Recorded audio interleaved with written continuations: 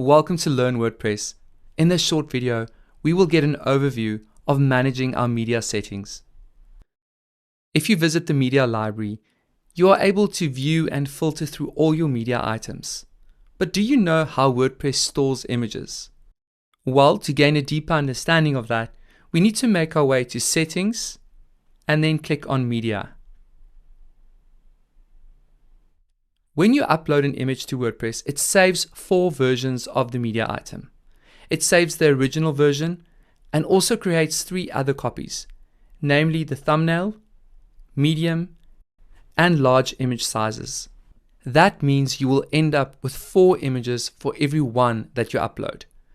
WordPress therefore automatically generates various resizes for you to use.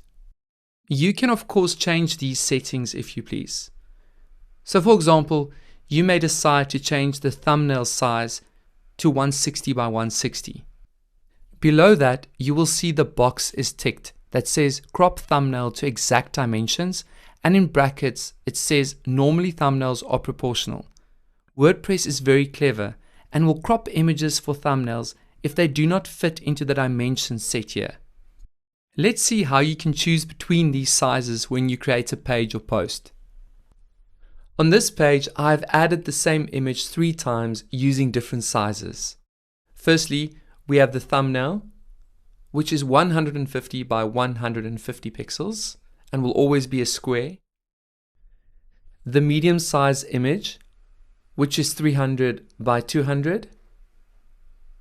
And then the large sized image, which in this case is 1024 by 683.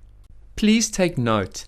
For medium-sized images and large-sized images, it won't size to exactly 300 by 300 and 1024 by 1024. These are maximum height set, meaning images won't be larger than these settings and will maintain their aspect ratios. And one more thing, you will notice you also have the option to select full size if you wanted to. Let's look at one more example to check out the resizes of another image. The thumbnail, which will be exactly 150 by 150, the medium size image, 300 by 240, and the large size image in this case, 1024 by 819. The last option under media settings allows you to choose how media will be filed in your site's uploads folder in the backend. WordPress will by default save your media in folders according to month and year.